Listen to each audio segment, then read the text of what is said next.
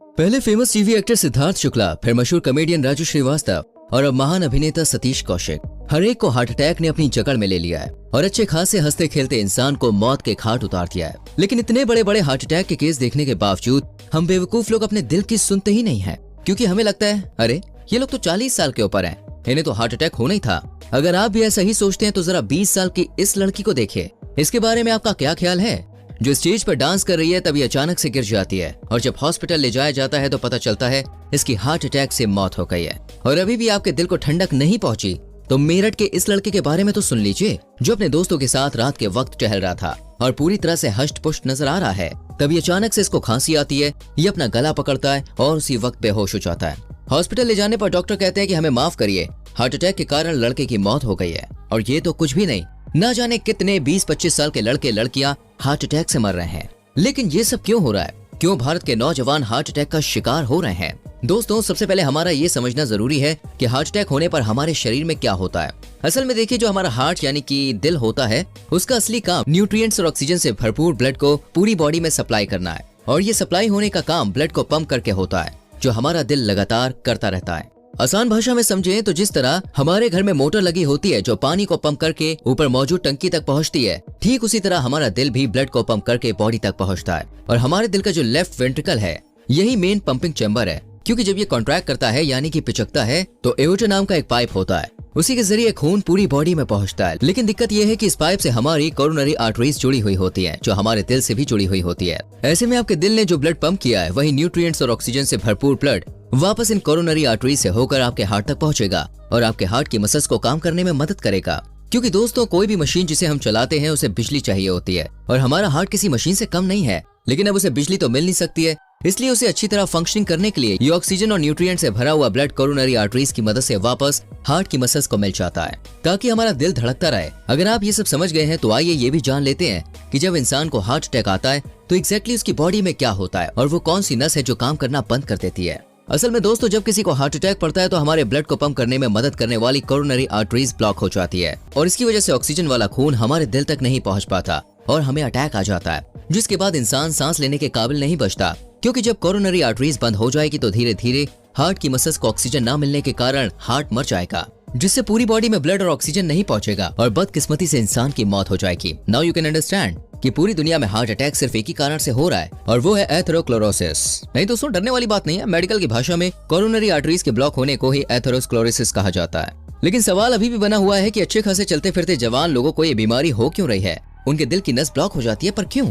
असल में दोस्तों, हम इंसानों की कुछ बदतमीजी भरी जानवरों वाली हरकतें हैं। जी हाँ, जानवरों वाली हरकतों के कारण ही कोरोनरी आर्टरीज में फैटी सब्सटेंस इकट्ठा हो जाते हैं, जिसे प्लेग कहा जाता है, जिसके कारण दोस्तों जो नसें हैं वो पतली हो जाती है और आपके हार्ट मसल्स तक ना के बराबर खून पहुंच पाएगा। जैसे पाइप में गंदगी भर जाती है तो पानी पास नहीं हो पाता है, ठीक उसी तरह से हमारी नसों में जब गंदगी भर जाती है तो खून हार्ट मसल्स तक नहीं पहुंच पाता है। अब जैसे कि 10 अगस्त 2022 को मशहूर कॉमेडियन राजू श्रीवास्तव को जिम में हार्ट अटैक आता है और धीरे धीरे हर जगह ये हल्ला हो जाता है कि भैया जिम मत जाओ वरना हार्ट अटैक हो जाएगा, जबकि ऐसा तो दोस्तों कुछ है ही नहीं। राजू श्रीवास्तव को हार्ट अटैक आने का कारण तो कुछ और ही था। असल में जब बंदा जिम के अंदर एक्सरसाइज करता है तो उसकी बॉडी के अंदर ब्लड तेजी से पंप होता है और अगर कोई हाई इंटेंसिटी वर्कआउट करता है तो पहले से ही पतली हो चुकी आर्टरीज की जो साइड वाली वॉल्स होती है जहां पर फैटी सब्सटेंस जमा होते हैं, उसमें क्रैक आ जाता है, जिसके कारण फैटी सब्सटेंस बीच में ही आकर जम जाता है। ऐसे में ब्लड बिल्कुल भी पास नहीं हो पाता और जब हार्ट की मसल्स को ब्लड नहीं मिलता है तो हार्ट अटैक आ जाता है। और साथ में आपको बता दें, राजू श्रीवास्तव को 10 साल पहले भी हार्ट अटैक आया था। वो इस समस्या का सामना कर चुके थे। वह जिम की बात को लेकर जो सवाल किए जाते हैं तो इसका मतलब क्या ये है अगर हम जिम में जाकर एक्सरसाइज करेंगे तो हमें भी हार्ट अटैक आ जाएगा?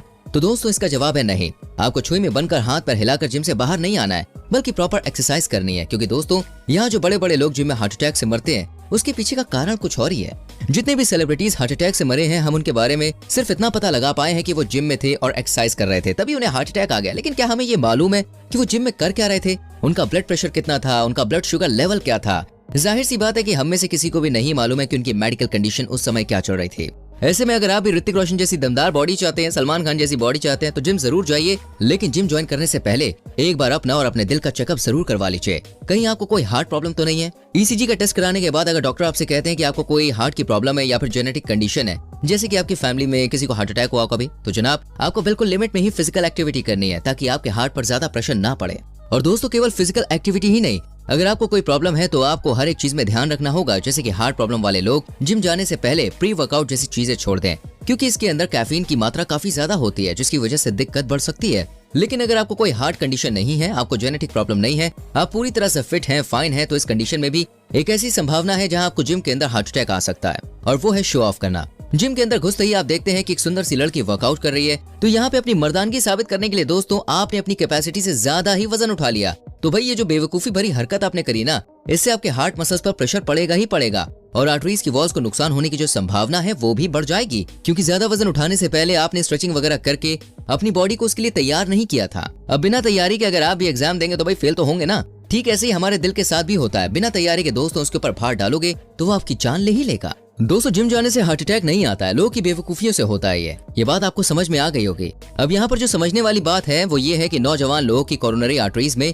ये जो फैटी सब्सटेंस है ये क्यों इकट्ठा होते हैं और इसे भाई कैसे रोक सकते हैं, क्योंकि दोस्तों अगर ये प्रॉब्लम सॉल्व हो जाए तो हार्ट अटैक की टेंशन ही नहीं होती। डॉक्टर्स की माने तो कोरोनरी आर्टरीज में फैटी सब्सटेंस के पीछे 3 अहम कारण है, जिसे 3 व्हाइट पॉइजन यानी कि सफेद जहर कहा जाता है। सबसे पहला है दोस्तों नमक, दूसरा है चीनी और तीसरा है मैदा। एक्सपर्ट्स की माने तो किसी भी इंसान को एक दिन में 5 ग्राम से ज्यादा नमक नहीं खाना चाहिए, पर हम भारतीय तो भाई औसतन तौर पर 11 ग्राम नमक खा जाते हैं। और अगर चीनी की बात करें तो प्रोफेशनल्स की माने तो किसी भी कंडीशन में एक इंसान को 30 ग्राम से ज्यादा चीनी नहीं लेनी चाहिए, पर 30 ग्राम तो हम केवल भाई चाय पीकर ही खत्म कर देते हैं। और रही बात मैदे की, तो भाई ये इतना गंदा है कि पेट के अंदर जाने के बाद हमारे डाइजेस्टिव सिस्टम में चिपक जाता है, क्योंकि इसके अंदर कोई न्यूट्रिशन तो वैसे भी नहीं होता है जो आपको फायदा पहुंचाए। इसलिए मैदा खाते ही ये पहले हमारी आंतों में चिपकता है, जिसकी वजह से हमारा डाइजेस्टिव सिस्टम धीमा हो जाता है, और जो वजन बढ़ता है सो अलग। इसे आप ऐसे समझिए कि जब आप ज्यादा शुगर और प्रोसेस्ड कार्बोहाइड्रेट खाते हैं, जैसे कि फ्रूट जूस, कोल्ड ड्रिंक या फिर मिठाई वगैरह, तो आपकी बॉडी में शुगर लेवल अचानक से ऊपर उठ जाता है। लेकिन उस समय बॉडी को इतने शुगर की जरूरत नहीं होती है, जिसकी वजह से बॉडी इंसुलिन सीक्रेट करने लग जाती है, जो उसे फैट में कन्वर्ट करता है। इसलिए चीनी को स्लो पॉइजन भी कहा जाता है, जो धीरे धीरे इंसान को पहले मोटा बनाती है, फिर उसके शरीर के अंदरूनी अंगों में सूजन आ जाती है, जिसकी वजह से कई सारी बीमारियां होने लग जाती है, डायबिटीज हो जाता है, और फिर इंसान का हाल बेहाल हो जाता है। लेकिन दोस्तों आज के जवान लोगों से ना ही चीनी छूटती और ना ही नमक और ना ही मैदा, ये सब तो उनकी डेली रूटीन का हिस्सा है। फिर चाहे वो बर्गर हो, पिज्जा हो, मोमोज हो, सब कुछ इन्हें खाना है। चाय पर चर्चा भी करनी है। जब तक उन्हें चाय ना मिल जाए भाई साहब, तब तक दिन की शुरुआत तो होती नहीं है, वो भी चाय में चीनी तैरती हुई नजर आ जाए, ऐसी चाय चाहिए। अब इस तरह की जिंदगी जियोगे तो दोस्तों किसी की भी नसों में ब्लॉकेज तो हो ही जाएगा ना, और फिर हार्ट अटैक होना देखिए कोई बड़ी बात नहीं है। अगर आप चाहते हैं कि आपको भी हार्ट अटैक ना हो तो सबसे पहले चीनी, नमक और मैदा, इन तीनों का ही सेवन कम से कम कर दीजिए, और एक्सरसाइज भले ही ना करें लेकिन दोस्तों योगा और हर रोज वॉकिंग करना तो बहुत जरूरी है। बस आप इतना कर लीजिए, आपकी लाइफ झिंगा लाला हो जाएगी। उम्मीद करते हैं कि वीडियो अच्छी लगी होगी। कोई सवाल है तो पूछ सकते हैं कमेंट करके। वीडियो को लाइक और शेयर भी करें।